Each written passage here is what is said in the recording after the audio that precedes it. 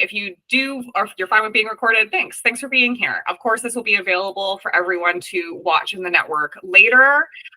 Shout outs to David for gracing us with his time. We always really appreciate you spending your time with us and like sharing your really incredible knowledge. And then for everybody that is joining us today, we have a smaller group of people here, which is great. That means that probably towards the end, we'll actually be able to open up into more of an in-conversation. But to start us off, David is just going to be kind of going through what these proposed changes are. And then depending on how many people join, I'll give us a flag on if we're going to open up the floor, if I'm going to make everybody put their comments in the chat. But welcome. Happy to have everybody here. David, take us away. Hi, everybody. Thanks for joining me. I am David Brown. I am the founder of a cannabis news and events company called StratCann. Here to talk today a little bit about the regulatory package that was released by Health Canada about a month ago now. Give a kind of an overview for people if they're not entirely familiar with what that package is. And then we're going to talk about some of the specifics that I think relate more to the retail world.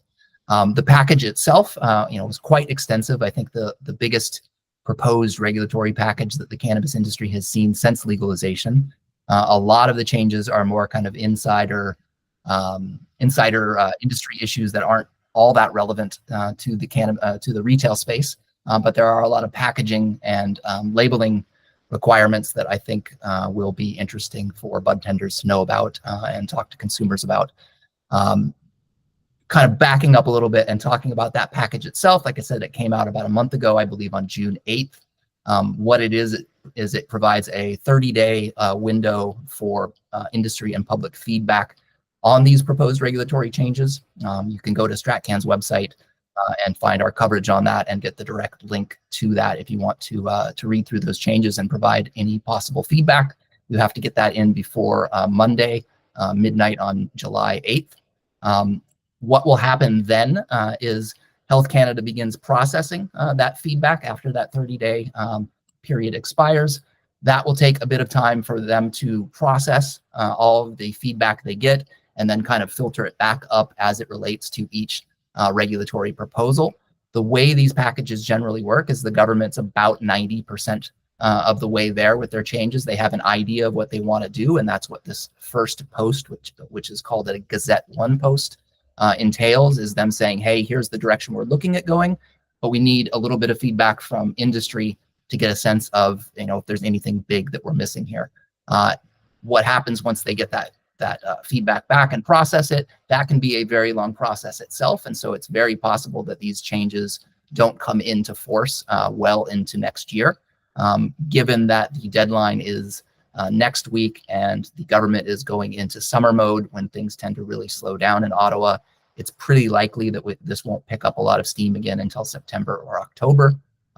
Even if it gets posted, or at least some of these proposed changes get posted into Gazette 2, where these final regulations would be posted, it's very likely that they will not come into force immediately. And there could be 3, 6, or even 12 months lead time before any kind of big regulatory changes come into force. So I just want to provide all that as a overview of what that regulatory package is, as well as sort of temper people's expectations for what a timeline for any of these regulatory changes would be. Yep, go ahead.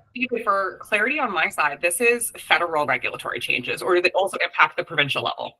Great question. Yeah, so this is strictly Health Canada federal regulations, no impact on any provincial regulations, which would be up to their purview and isn't something the federal government can really change. Great. So I have this screen share here. Everyone can see the big green thing there. Okay, so I'm just going to hopefully I can skip through this properly. As I say, this was posted in Gazette Part 1 about a month ago. The 30-day consultation ends on July 8th. There are, how do I go back? So there are 5 priority areas that this regulatory package contains. As I say, packaging and labeling are the primary ones we're going to focus on here. Everyone can still see, well, it doesn't have any, bear with me, see if I can figure out how to, there we go. It's all going. So One of the first proposed changes is that licensed producers no longer have to require printed copies of consumer information that goes out with all of their products. I know that's something a lot of retailers complain about, is all that extra paper that they just have to throw away. It's kind of nice to see that change likely coming into effect. In addition, Health Canada is proposing to simplify several aspects of packaging. They're talking about allowing for different color between the lid and the container itself. They're talking about allowing cutout windows on packaging for dried and fresh cannabis, as well as cannabis seeds. And they're talking about allowing dried and fresh cannabis products to have entirely clear packaging. And I think that's honestly one of the larger changes in these proposed regs as it relates to the retail side. This has obviously been a big complaint from consumers and retailers for a long time, as people are sort of buying blindly. And so being able to actually see, maybe have a little window in there or something, I imagine not too many people will want entirely clear containers, which can lead to a lot of degradation of the flower. But I imagine we'll start to see some pretty innovative little windows, or someone recently called it a moonroof for cannabis. So I'm really intrigued to see the direction that goes. In addition, my computer's moving slow, just bear with me here. Moving on to the next slide. It's also going to allow for QR codes. I know this is something that a lot of people in the industry have been asking for a long time, and the federal regulations specifically disallowed.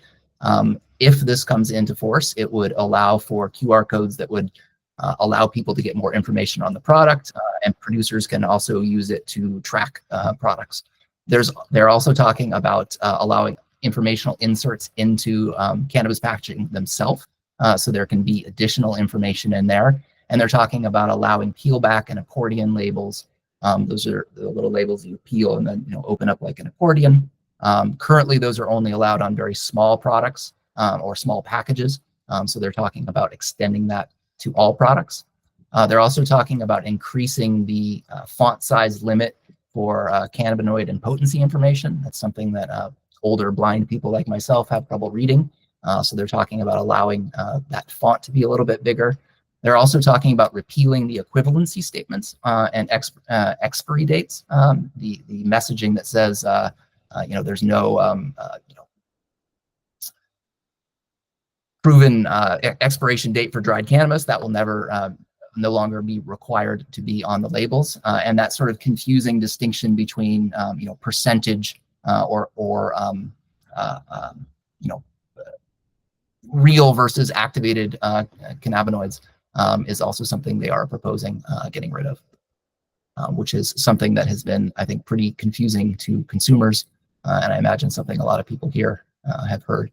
They're also talking about allowing co-packaging of all cannabis classes up to 30 grams. There are certainly some examples out there of packaging that is already doing this, but this is proposing to actually formally allow that. They're also talking about, and I think this is a pretty big deal too, they're talking about removing the 1 gram limit on pre-rolls. Again, I know there are some products out there that are already doing this, but this would formally allow that, and I think would really open up some interesting things for 2 gram, 3 gram blunts. Kind of as a side note, Sabine and I were talking a little bit earlier, and I think there's some interesting conversations there to be had about price sensitivity and consumers being willing to spend a lot more on pre-rolls than they're willing to spend on that very same cannabis if it's coming in a 3.5 or a 7 gram. So I think we'll see if that proposed change comes into effect. I think that will provide a lot of opportunity for increased sales. One of the other ones that looks like my notes did not include before we get into this micro class change is they're also talking about changing the amount of edibles that can come in a package, or rather changing the edible packaging regulations a little bit. So they're talking about allowing an internal package inside a larger external package where you could have multiple edibles. So the proposed regulations are still kind of vague. They say the internal packaging or immediate packaging would still need to be childproof. We don't really know what other information it would or wouldn't require. I imagine something like probably a THC symbol and maybe a SKU number, THC and CBD levels, things like that. But if there's a way for them to put those regulations together that will allow for cost savings on the producer side.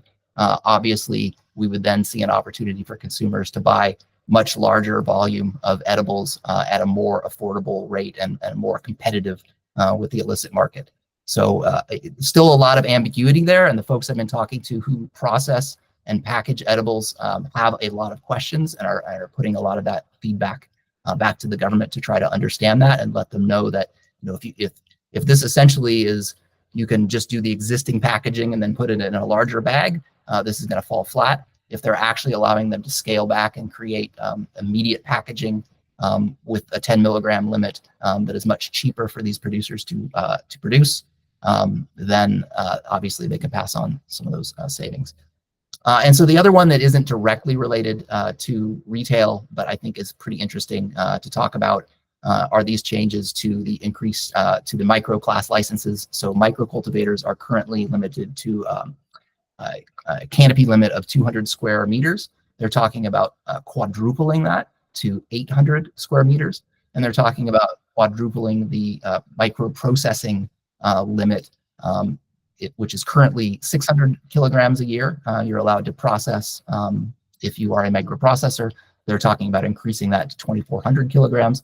And then lastly, and this is really, I think, kind of minor and not a lot of nurseries really take advantage of this, but they're talking about increasing the flower room capacity of a nursery where they can produce seeds from 50 meters squared to 200 meters squared. So just providing them an opportunity to produce a lot more seeds if they're taking that approach. Although frankly, a lot of nurseries at this point are not.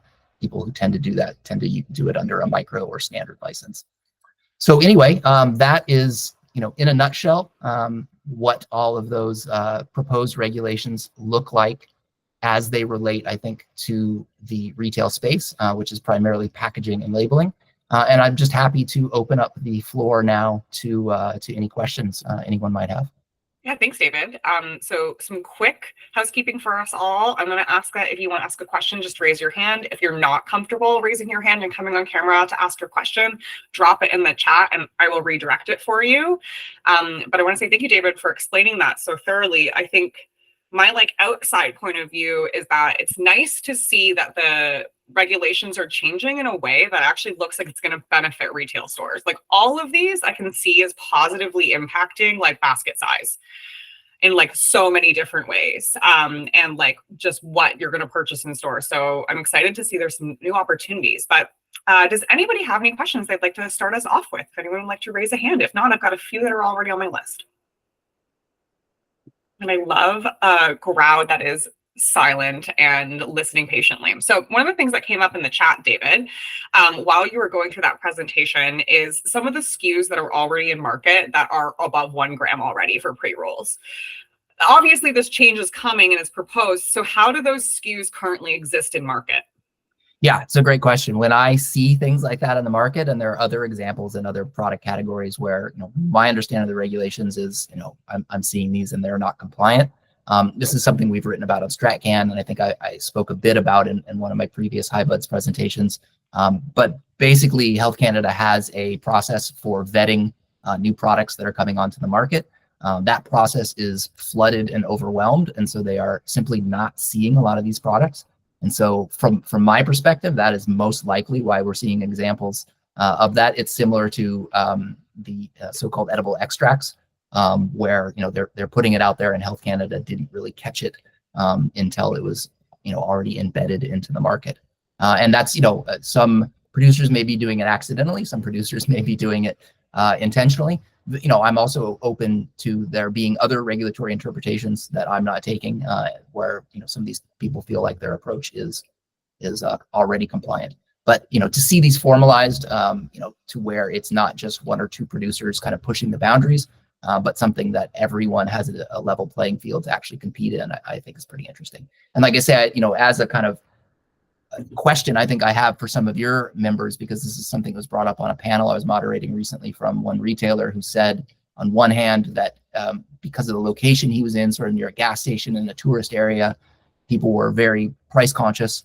But then on the other hand, he said people aren't price conscious at all when they're buying pre-rolls, and they'll come in and pay $15, $20 a gram when they're buying pre-rolls, when they would balk at that something much cheaper than that for the exact same flour in a 3.5 or 7 gram. And so I think that goes back to your point that this, that's an example. That 1 gram increase is one of those examples where I think it could really increase sales. And I'm curious to see what people have to say about that in terms of seeing that contradiction with price elasticity.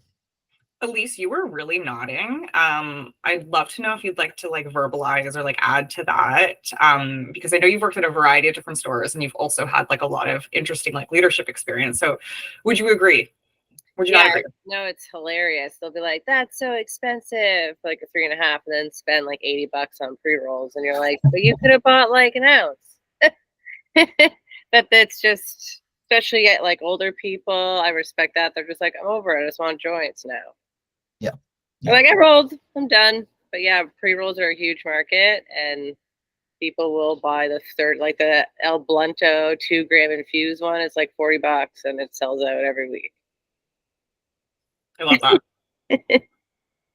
I'm actually curious. I see Harrison is here chiming in, and I'm curious, Harrison, you're very familiar with the regulations. What is your interpretation of that 1 gram limit and some of the products? We don't need to name any products. I don't want to get anyone in trouble, but do you have a different interpretation of that, or do you think it's just people getting away with it?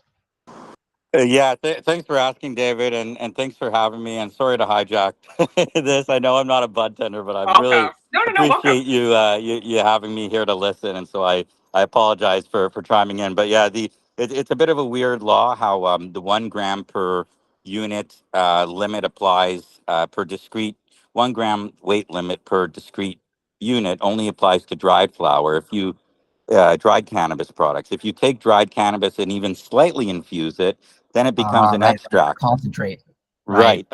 And then there is no 1 gram limit, although there's a limit of 1,000 milligrams per of THC per discrete unit. So you could have, if you have an infused product that's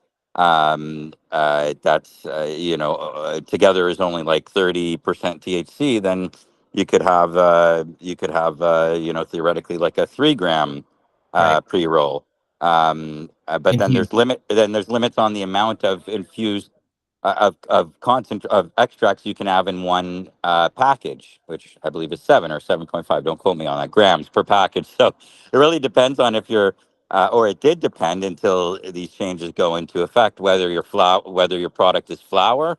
And there's a lot of there's some things that producers are doing where they infuse their dried flour products slightly with keef or something like that, and then that's a way to get around some of the rules, whether excise or weight limit that applies to dried, but doesn't apply or applies differently to extracts. So that's my take. That's an amazing point. Thank you, Harrison. I had completely overlooked that.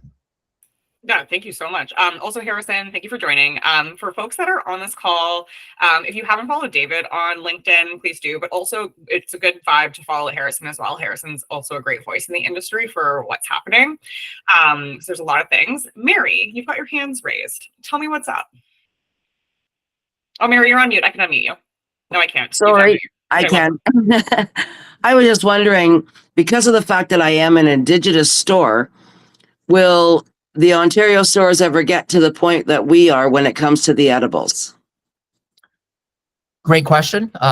Certainly not with this regulatory package proposal change at the federal level. I think the proposed edible packaging changes would get us close to there. But obviously 1,000 gram gummies and things like that are still off the radar for the foreseeable future. And that would be, you mentioned Ontario retailers, but ultimately those are products that are governed by federal regulations. So yes, it would take the federal regulations to change. And honestly, I was shocked that they had proposed this. From my talks with Health Canada over the years, this is an issue that they are pretty firm on. That raising that 10 milligram limit is something that they're not really interested in moving on. So I was shocked to see that they're creating maybe some wiggle room here with the packaging at least. Okay, I was just curious. Sorry. Yep. Yeah, I just wanted to jump in one final thing, and then I'll mute myself forever unless I'm called on. But David, you mentioned the immediate containers. So the proposed regs treat what the immediate containers need to be in co-packing edibles and co-packing of other classes of cannabis. The packaging and labeling is exactly the same as it is now. So if you have it's just that in each immediate container, you can have up to 10 milligrams THC. So now now co-packing is currently permitted, but it's only permitted for edibles now. And all the containers combined total can't have more than 10. Well, now combined, they can have more than 10, and each immediate container can have more than 10. So you're going to see packages that are multi-packs, and the outer packaging, it has to be packaged and labeled just how it is now. And then the inner containers, each up to 10 milligrams, will also need to be packaged and labeled the same. So it's not like how you have some products that have wrappers where they're clear wrappers. They have to be packaged and labeled. And so this is a real boon for packaging material companies, because there's going to be SKUs where people try to have 10 or more immediate container, but yes, they have to be packaged and labeled just like they do now. Right. Well, and I think that's what I think the industry is pushing back on a bit to let them know if you're requiring all of that on that, there's no actual savings for us that we're going to be able to pass on to consumers. I can go into the store and buy a whole bunch of edibles and then throw them in an exterior bag, which is the the store's bag.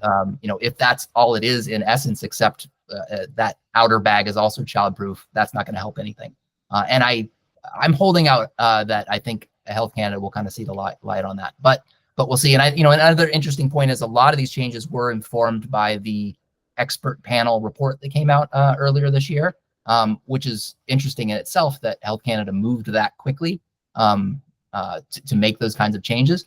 But the report actually was pretty firm that they felt that there was no good reason to raise that 10 milligram limit. And so again, that's why I was surprised that Health Canada had even proposed this, which was sort of going even beyond the scope of what that expert panel had suggested. So that's why I may be holding out a little bit of hope that there's an opportunity for them to kind of see the light. And one example I like is the, I'm not sure which provinces they're available in, but the infused sugar from Zelka, I believe it is.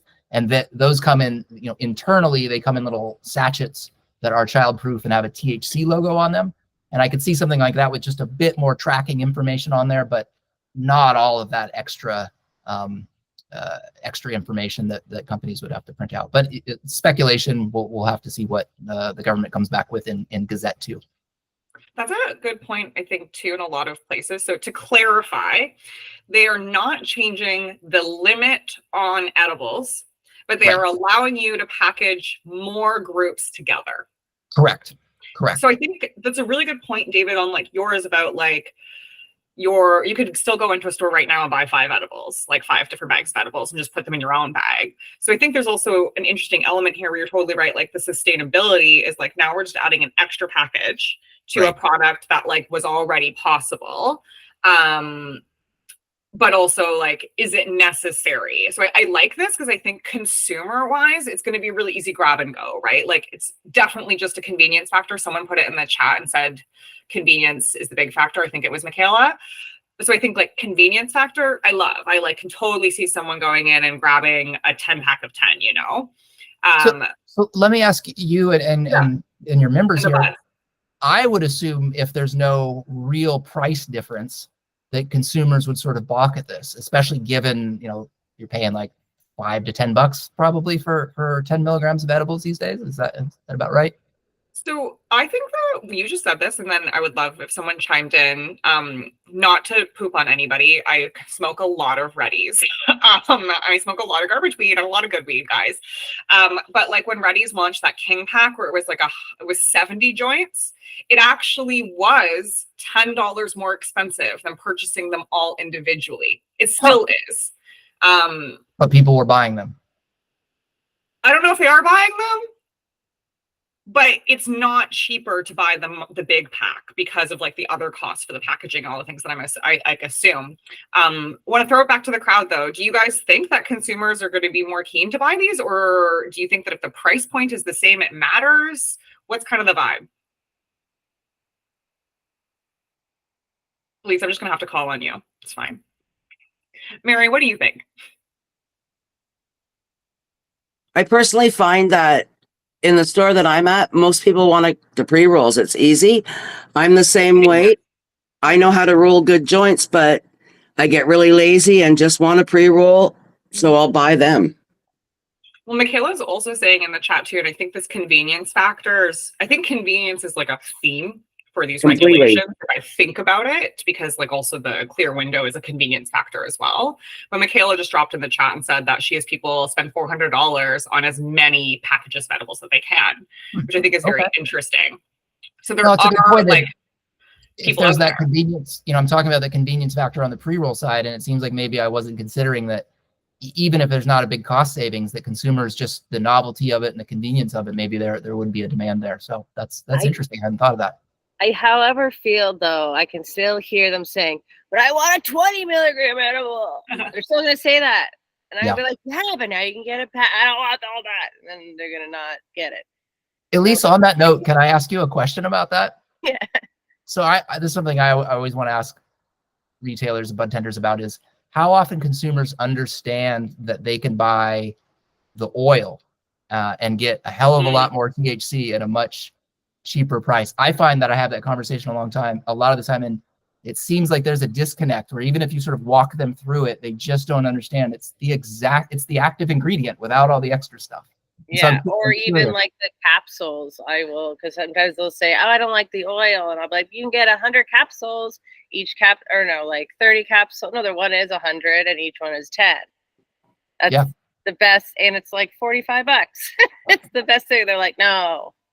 Right. I think they just want the novelty of like a 30. I think it's just like we're adults. It's legal, and there's just certain people that just want that 50 milligram edible, or to be able to buy that joke gift, or that they just don't want it to be more packaging. I mean, it is going to sell, but I can still hear them saying, "No, I want a 30 milligram." Sure. 100 milligram, 1,000 milligram. Argue too that the consumer that's buying edibles is different than the person that's buying capsules.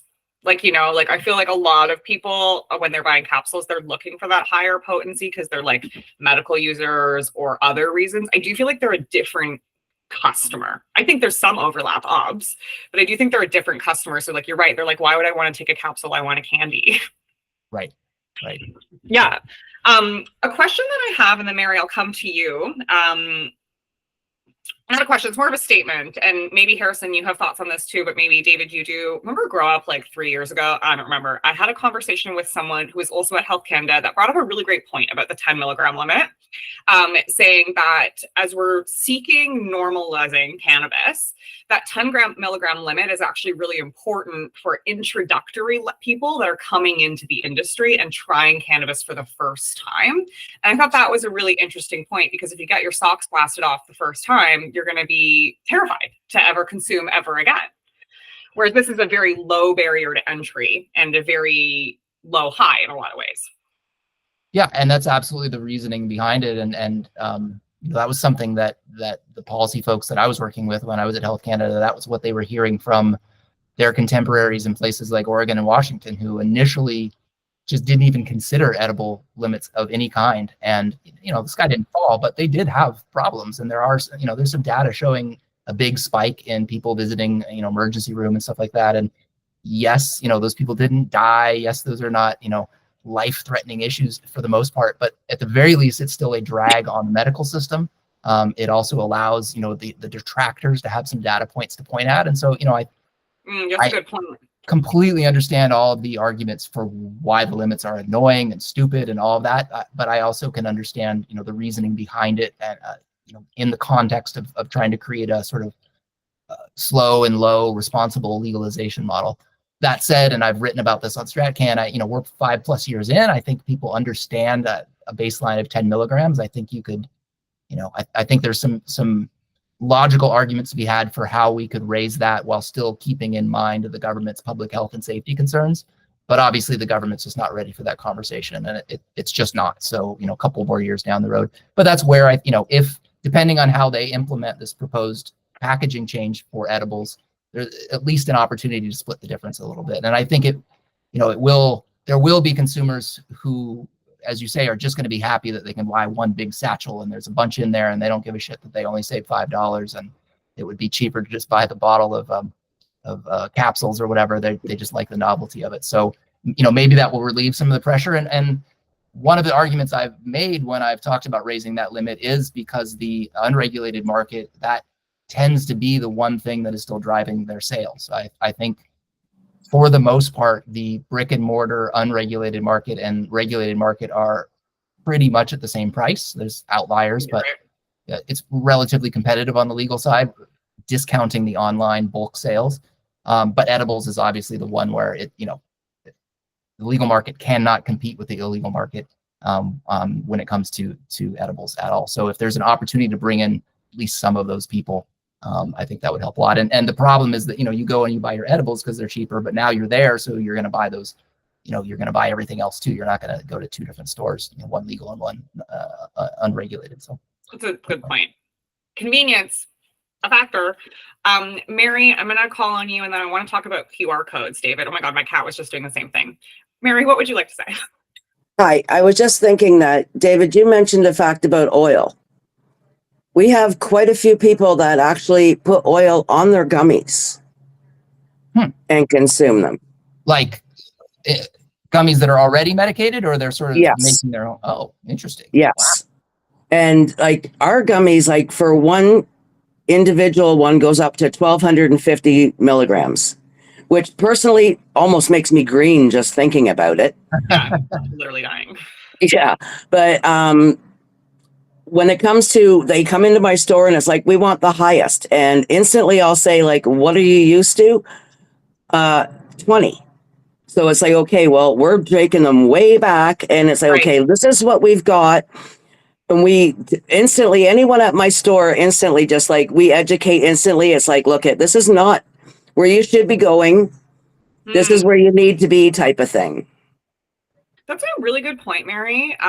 Because what I'm hearing from you and what I'm hearing from everybody, and this is like a little bit of a segue, is that there is a gap in the market for someone that wants a 100 milligram edible, right? Oh, yeah. Like there's currently not anyone that facilitates that either at the Indigenous stores or if you're buying online. There's no one that's facilitating like a edible that's 100 milligrams or like 200. Everyone's either super low or super high. Yeah. Well, we have them anywhere from 5 milligrams right up to the 1,250. Something I'll say. Yeah, Harrison, go. Yeah, go ahead, Harrison. Oh yeah, sorry. So yeah, just something I want to say is that it's called the precautionary principle. When a government is regulating something it hasn't regulated before, it's going to look to the lowest common denominator, so to speak, and try to regulate it as much as possible out of safety, make it the most restrictive. So that's what they've done here. That's what they did when they criminalized, driving with 2 nanograms of THC in your blood, which if you have, we've all got it. If you consume cannabis regularly, you will always have 2 nanograms. So it's unfortunate. And as David says, though, we've been in this 5 years now, and so you would think that they would raise it. I think Health Canada was in the unenviable position of, on one hand, having industry saying you got to do something about this, and then CAMH and the task force saying no, don't change it.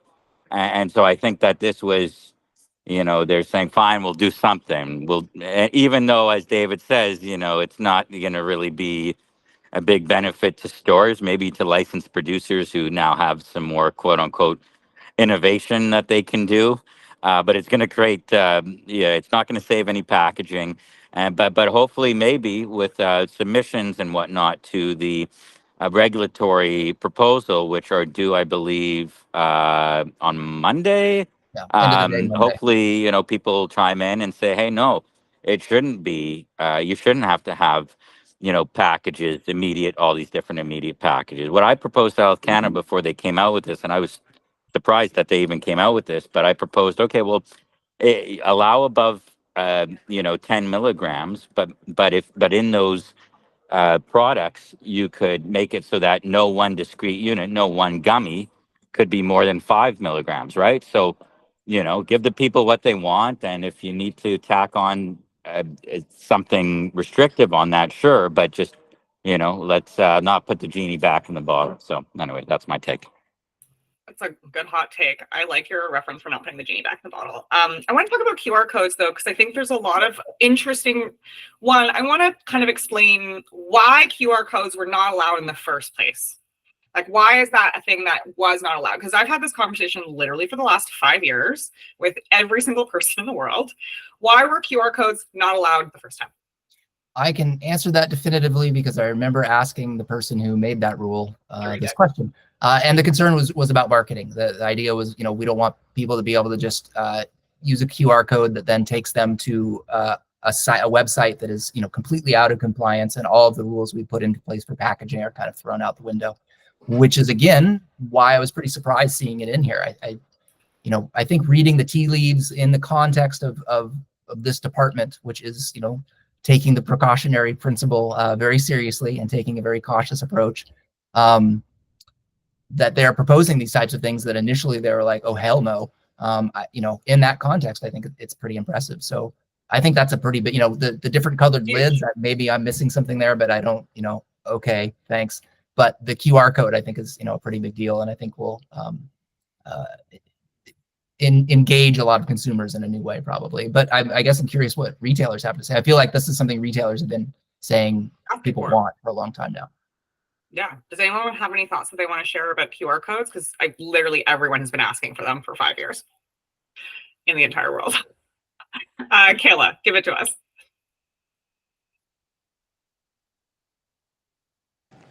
Maybe music, Kayla? Oh, there. Personally, I think it will be great for the customers because it will give them more education about what kind of strains are being crossed with, or what kind of strains are being crossed with different strains to make that product, or even just like how they're producing the product, and even with like the THC, like vape cartridges, what kind of cartridge they're like making. Yeah, absolutely. I think it provides an opportunity for, growers that maybe are often kind of unheard of to tell, their story. I think that gives retailers a great opportunity to do some research in ways that they weren't able to do before, so they can be more educated about the products they're selling. I think it's just a fun new gimmick for consumers too. I think, people love new things. And it provides an opportunity to, provide a lot more information than is, possible on a lot of the smaller labels. Producers have always been able to put quite a bit of information on there. In the early years, there were a lot of rumors about, what they couldn't put, terpene information and things like that. And we see that they are able to. It's really just a space issue for the most part. And so that increases that opportunity too, where you can really learn about the strain, the grower, the farm, the history behind the genetics. I think all those kinds of things will be, and it'll be interesting. I'm sure there'll be lots of things that I'm not even considering, and none of us here have considered yet that some cool marketer will jump on. One thing that I didn't mention, actually, that I just remembered, another aspect that they're proposing changing is allowing a bit more prominent display of certain logos, like a recycling logo, or if you're certified by a third-party organic certification agency or something like that, you could have a bit more prominent placement of that type of thing on the label as well. Something industry has been asking for a long time. To some degree, they've been able to do that, but this is a lot more prominent. So I think that's a good thing too, especially on the organic side. I think it will be interesting to see some of those symbols up there. So that's really my question about the QR codes. Is like, I can see the potential is endless, yay, but I can also see it being used for like nefarious needs, because like, if I was shady, I would be like, oh, add your email here and we'll send you a free ounce or whatever. You know what I mean? So are they tracking, are they monitoring these QR codes? Like, when we submit NNCPs, we submit packaging, are they going to scan them to like see where it's going? Like, what's the vibe? Great question. I wouldn't ask those questions too deeply, because I wouldn't want them to reconsider the QR code. But no, I mean, those are great questions. I would think that kind of opens a bit of a Pandora's box in terms of regulatory oversight. I mean, they barely keep an eye on things now. I see advertising violations all the time, and I think this would open up quite a bit more. At the same time, I mean, industry does respond to enforcement. And I think part of why we see so much non-compliance in those types of things is Health Canada's been behind the 8 ball for quite a while, especially because of COVID, and they're just now starting to kind of get back on top of things. And as soon as you do see enforcement of 1 or 2 people, they sort of pull back. So, I think what you raise is somewhat of a concern, but I at the same time, I think with a little bit of oversight, the industry will, somewhat fall into line. And at the end of the day, I mean, a marketing Right. often it's just a fine or something like that. So, Well, and like, I think that the benefits are outweigh the risks, of course. Like, I think it would be incredible if we could provide education in that way, because that is one of the mandates from Health Canada that, like, I think we've all personally complained about. And like, it's happening in the chat where, like, Michaela's even saying that people don't even know what the limits are, but there's so much more education that's required beyond that. Like, if a customer can tell how to use a vape, so that you guys don't have to have that conversation, or where they come in and they're like, oh, I couldn't get it to work, I want to return it, when it actually was working fine, they just didn't figure it out. I think there's a lot of opportunity here that can like save purchases retroactively, but also help provide us with like a more informed consumer. Yeah, absolutely. Yeah. And I would think tying in with platforms like HiBuds and others would, down the line, there's an opportunity to integrate all those data streams in ways that can collect some really interesting information. So absolutely. Lise. I'm excited for it because I feel like it's finally going to bridge the like brand with the customer. You're right. And that's what we need, because I want there to be like, I love Coors Light guy, like to come, he knows he likes who he likes, he gets his shit, he can get a shirt. Right. That relationship needs to start happening. Well, and then, there'll still be limitations in place in terms of what they can and can't do there. But yeah, it creates a much more direct, interactive experience. You can, I mean, their websites have to be compliant as well, wherever it is they're being directed to. So, but yeah, being able to just, in addition to on the medical side, I think, and this is tricky, but it can provide a lot more opportunity for a more qualified connections to medical effects if you have the opportunity to provide citations and things like that. You're totally right. Mary. I think the government needs to delve into more of the aspects of the plant itself because of health benefits. Never mind just the THC and CBD. There's way many more benefits to the whole plant. I agree. I think that's a good point, is like this QR code conversation as a whole is just going to like really, I think, just change the way that marketers are marketing, but also how we're having conversations about the plant. Because also, like, think about it this way. What if you could submit a feedback right away and you're like, oh, this joint sucked, I'm going to scan the QR code, fuck you guys. Or I want to learn more about the CBN, where like the bud tender might not have been able to have that conversation with somebody in the store. Or I want to learn more about how terpinolene is going to impact me. But again, I might have been in and out. So I think that's awesome. Yeah. Totally agree. I have a question. I want to go. Right. Jenna had a question in the chat, and then I want to ask another question. So there was nothing in the proposed changes, David, that said that the QR code had to be on the inside of the packaging. Is a QR code on the outside of a bag? Like, could I don't have a kid, but like my friend's kids scan the bag if it's in my house? I guess if it's in my house, it doesn't matter, but like, where's the QR code going to go? On the external packaging. It is on the external packaging. Yeah, I didn't read. Harrison might jump in and correct me. I didn't read anything in the proposed regulations that would imply it would be have to be hidden away or anything like that. Cool. I'm not mad about that. The inclusion of information inside the packaging, I think, is an interesting one too. I mean, I think QR codes would maybe make that somewhat irrelevant, but yeah, on the marketing side, you could have, I don't know, fortunes maybe, or some, stuff like that. At the same time, being able to tell a little bit of your brand story through some written messaging, could be interesting. And you can provide additional citations and, broader, as you say, broader cannabinoid and terpene profile, as Mary was pointing out. Yes. All those kinds of things that, you can do currently, but it would require an enormous bag to fit all of that information on the label. So that's really interesting too, because like, so I had a cat over here and I just forgot what I was going to say.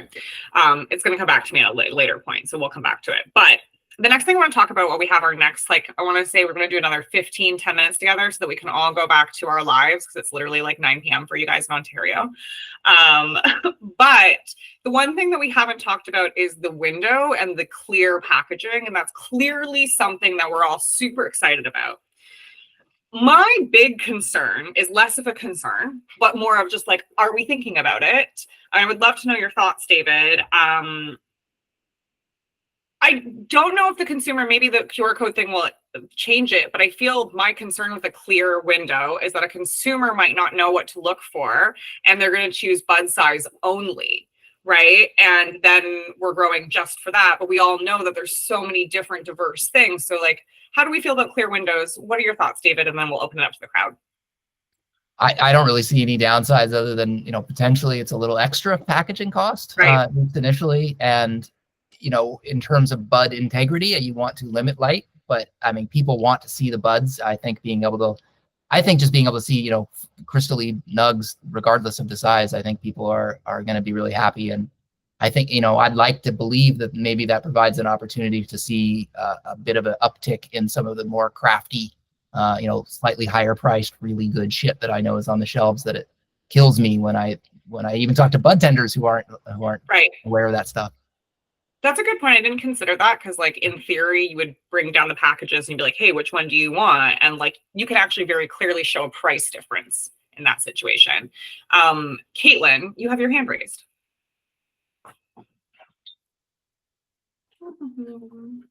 If it was a mistake hand, that's okay. You guys did just talk me out of not liking open windows for like 3 seconds. So thank you. Sean also says that it's going to allow people to have a quick view. So yeah, and I think also when I think about it, not every brand is going to have clear windows, right? A lot of the things that we've discussed. Oh yeah, Caitlin, hello, welcome. I thought you guys had to unmute me. No. Oh no, hi, no, please give us your vibe. I was just gonna say, like, I get that displaying the buds reduces the quality, but that's why you only open like one package. You don't. I mean, obviously you can't open the other packages anyways. So like, I don't know, kind of like the store needs to prepare for like putting Right. out like a 0.5 or something, and that going to waste, because nobody's gonna want to smoke that after months. That's a But great point. Yeah. That's a good point. Yeah, because it's not, I hadn't really thought of it like that, but yeah, it's not like I'm picking up the product off the shelf and opening a little window. I have to sort of ask for that to take a look at it at the counter, I guess. So that's more work for you guys, right? Oh yeah, like, and sometimes there's not even like a picture of the bud for some reason, so people just won't even buy it. But yeah, I just think we should take a 0.5 out of out of one bag per product and leave the rest away in the vault or something like. So that's a good point too, Caitlin, that you like have brought to my brain, because in theory, this should increase quality across different SKUs, right? Or across the same SKU, like you should have the same bud type structure across the same 3.5 SKU, like the strain, right? Because if one of them looks shitty, that one bag's not going to sell. Yeah, Yeah. I mean, you could strategically open a couple bags and put the best looking bud, but it is gonna look like we did this at one of my stores. Like over time, it becomes brown, and Right. I mean, because of the light. But you just anticipate to replace it every year or so. I think it took like months for it to look terrible. But and then again at that point, just throw it out with the rest of the stuff you need to get rid of. Yeah, no, Yeah, thank but yeah, you. I agree. A little peel back window that reseals is kind of. Yeah, Sorry, that's what everyone's responding saying to in the what I was chats. We should definitely be pushing for a peel back window, guys. I think that's the way we're all thinking about it. I've But got a bunch of hands, so I want Kate, to. I just wanted to respond Yeah. to Kate. I thought that was a really good point. I mean, I'm hearing from a lot of retailers that consumers don't really care about the little, visible jar things that, whatever the display jars. And so is this something that maybe I'm overthinking, and maybe consumers actually won't care, or beyond the novelty of there being, I don't know. I'm curious what the bud tenders have to say Because when I talk to bud tenders, they tell me it's very rare that a customer goes and looks at those little display cases and bases their purchases on that. So would that same factor apply to a view window on a package? Especially if I have to still ask you for it and you have to hand it to me so I can take a look at it first. I don't know if you're asking me, but I'll answer real quick. Like I don't know where people are getting that info from, because I'm always hearing what do the buds look like. Okay. And people, Yeah, so people, that's you guys have the it. display containers? Yeah, I don't, or at least a photo, like a high quality photo or a peel back window, like people are saying, something where they can see what they look like, because a lot of people base their opinion on how they look, because you can tell if there's seeds, you can tell how crystally it is, you know, you can tell if it's moldy. Like some packages do come like that, and so we can, yeah, it's a quality check too. I get the function behind it. I guess I'm just curious if it's the type of thing that is just going to create more work for retailers, and how often will consumers actually be going through that process? Beyond the novelty of it, but yeah. At my store, I don't know if I'm allowed to speak right now, but Mary, you could go. You were next, and then I've got Mary, Sean, and Kayla. okay, at my store, we actually have displays and descriptions right beside the display telling you exactly what it is, everything that's involved with it. And then we actually have a sniffer as well, where they can take it and they just can't touch it, but they can sniff it. And we will let them know that, okay, it is going to be a little stale because it's been open and closed, but our changes pretty much every week. We have different flour. Right, keeping it fresh is important. Yeah, it makes a huge difference for the consumers. Like when they look at the flour, the bud that we've got on display, it's like, oh, can I smell that, please? Okay. It does make a huge difference. I think there's an interesting conversation here in like price compression almost, David. I'd be interested to see if this changes price compression for us. We can do like direct comparisons in a more easy way. But I've got Sean on my list next. Oh, Sean, there we go. I had to unmute myself. Sorry. Actually, so just touching on like the display windows and stuff, one thing I've seen in some of the indigenous shops near where I am, they have little containers sometimes set out on the tables with the strain name listed, and they're secured to the tables, but they also have holes in the top. So you can not only see in them, but you can smell them. I've had to jump in with customer stuff, so I apologize if somebody's already mentioned that, but I wonder if that's something that they could potentially consider as well. I think it'll be interesting in terms of like, because agreed, super interesting, because I think sniffers are really popular. Here in BC, there's a ton of stores that do the microscope thingy too, but I never look at them personally. I don't know, I'm just like a monster when I buy weed. But we'll see what happens. I think it's hard to mandate that. And what I'm seeing with this change is if they're suggesting that a window is going to be on every individual package, this is going to ensure that every individual package has to maintain that quality versus just opening up an exemplary bud for that lot, because we all know that they're very different sometimes package to package. So I think it being on the individual package, to me, I never cared about the sniffers. I've never personally cared about the window thing, whereas like being on the package I would like. Now I'm into it. That's a good point. I never use those sniffers either, and because I feel they're probably not representative anyway, like what's the point? But it makes sense that even, I would pick through the menu, go tell them what I want, and when they bring it back, I'm going to do that last quality check of, you know what, I don't want this one, or go find me a better version, or I'm going to go back to the list and find something else. So yeah, that is a good point. Kayla, you were on my list.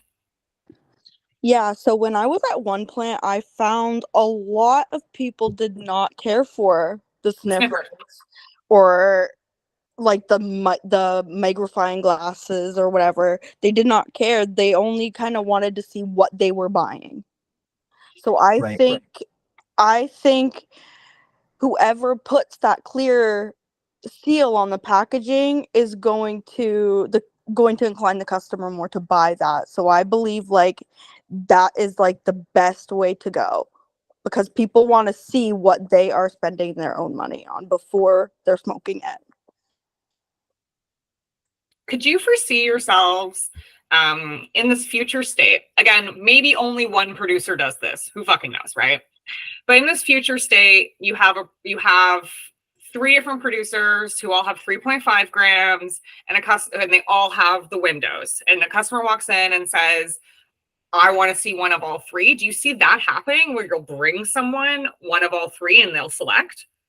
I'm getting a lot of nodding. Yes, I honestly, that happens to me almost every day, because they're like, I want to feel at least these 3 packagings to see if the nugs are dense enough. Yeah, a lot of people at my store, they love to feel the bag, and I honestly tell them right now that's your best option because you cannot see it, so you just kind of imagine it at that point. That's hilarious. So interesting. Okay. Wow. Routine packages with windows now. Yeah, people are feeling it. I love part of what I love about these conversations is getting the different perspectives and things I hadn't really considered. And, I know the regulations and I know the producer side quite well. And I often don't know, what retailers are seeing on the front lines there. So I love to be able to take part in these conversations and get all the little tidbits and other angles I wasn't thinking of things before. So thank you so much. Yeah, I feel like, again, these are always my favorite. David, we love having you, so please never stop coming.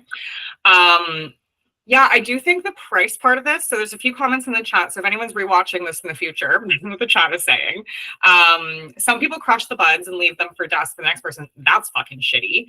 But I think then the window should negate that in some ways. I would be interested in knowing multiple things when we get into this foreseeable future, is if something's the same price and one has a window and one doesn't, does it sell? Which one sells better? Would love to know. I think we can assume. Would love to know though. And I would love to know if it matters for cheap SKUs, because I can see this only mattering when you're doing mid-tier SKUs. I could be wrong, but I would imagine this will come with a bit of a price increase for packaging, Absolutely. At least in the beginning. So I think with that in mind, I would imagine this is only trending towards the little bit pricier stuff anyway. But I think that's the ones that would benefit from it. Like you say, if your $80 ounce, maybe you don't want people seeing that beforehand, but your top shelf sweetgrass or something like that. Right. You really want to show that stuff off. I hear, so I'm going to close this out a little bit for the rest. If anyone has one more question, please drop in the chat, raise your hands, but we're almost at time. But I think what we've kind of heard is some of these themes from these proposed changes are convenience is king. Absolutely. In so many ways. But I think that if these things do go through, we will see some interesting changes in quality and pricing. Yeah. I think, it shows that Health Canada is hearing the feedback they're getting and trying to implement the kinds of changes industry wants within the parameters that they have to work within. In that context, I think this is, a pretty big freaking deal. There's a lot of other things that need to be changed. And, there's a lot of other stuff that we didn't talk about at all today that are, a pretty big deal as well. That's why, it's not just these handful of packaging and labeling things, but just the stuff we talked about today, I think will have a chance to increase sales, increase consumer experience. The industry in general, producers really need a bit of a lifeline, and every little bit helps. So, if you can sell a few more edibles, if you can sell a 2 gram blunt, 3 gram blunt, something like that with your craft flower in it, and people are going to pay $50 for it, and then help you pay your bills, then this is all helpful. Caitlin, there are so many regulations we didn't get to. What I covered today was the ones that I felt are most relevant to the retail space. So that's primarily packaging and labeling. You can go to StratCann and we have the links there. You can also just look up Health Canada's Gazette release package about this, and there's 2 different pages. There's one that goes really in depth to the proposed changes. There's one that's a bit more of a recap, but they're both very in depth. There's a lot of really big changes on the producer side in terms of pulling back some of the really stupid requirements. There's still lots of stupid requirements, but they're pulling some of them back, and that is also going to be a bit of a lifeline to the industry, I think. So it's like I say, the biggest package we've seen like this in a long time.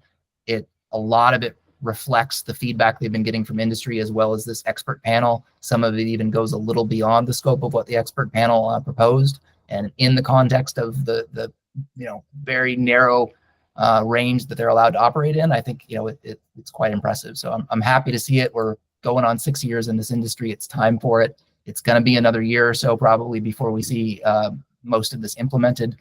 So we're still a ways out, but yeah, it's a good thing. And so, have these conversations with your colleagues and have these conversations with consumers. And, I'd be curious maybe next time we talk, what maybe there's some other pieces that we hadn't thought of that you guys can bring back to the table next time.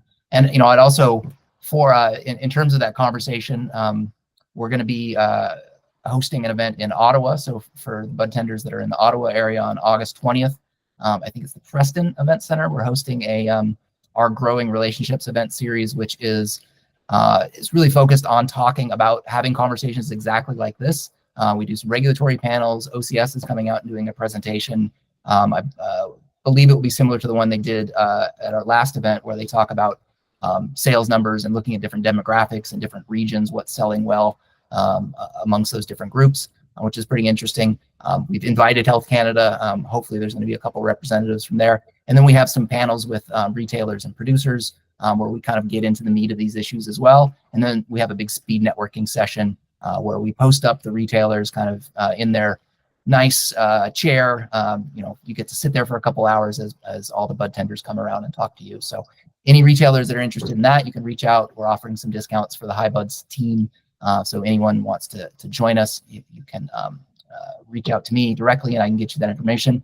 For the folks on the West Coast, we also have a cannabis farm tour on August 31st in Nelson. This is our third farm tour that we've done, the first in the Kootenays. We're visiting Sweetgrass, Rosebud, and Antidote. It's going to be an amazing day. We've got Dealer and Woody Nelson hosting an ice cream social in the afternoon as well. We have lunch at Rosebud, which is a beautiful outdoor farm out in eastern BC. And if you've never been to Nelson, beautiful little town. So you can find out all that information on our events page on the website, or just reaching out to me or checking us out on our socials, just to get a little plug in for myself there as well. Oh, no, I love a plug for you. I was going to say that Buds, this will be recorded and available. If you have trouble finding any of the links, please reach out to us. But everything is linked within the event thing of this inside Mighty.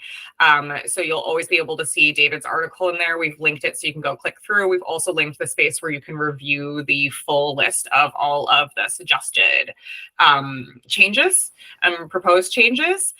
Quick reminder that you have until end of day Monday at midnight to fill out and give feedback for these proposed changes to Health Canada. And I think this is a really great sign, exactly like David said, like we're 6 years in, Health Canada is actually listening and we are getting the changes that we've been asking for. It's been a tough couple of years, but of course with any new regulated industry, like this has been a fun ride that we've been on, but they actually are listening to feedback. So this is our moment. Let's lean in. And then, yeah, shameless plug. David's events are my personal favorite events to attend. If you've ever been to a cannabis event and you're like, wait, why aren't there panels that I like? Or panels with a conversation, not just people answering questions that you don't care about. David's always has really great conversations that drive like actual industry change. And there's some of my favorite ones. And he's partnering with the Tether Group. And there's so many great people there. And always good samples, too, from those crew. Love them. But yeah, please always follow David on the internet. If you need help finding anything, it's in the network. We'll be reposting this for you all to be able to rewatch. And yeah, just thank you everybody for spending your evening with us. And thanks, David, for sharing your knowledge. Yeah, thank you, Sabine, and thanks for everyone for coming out, and reach out anytime if you read something that you think StratCann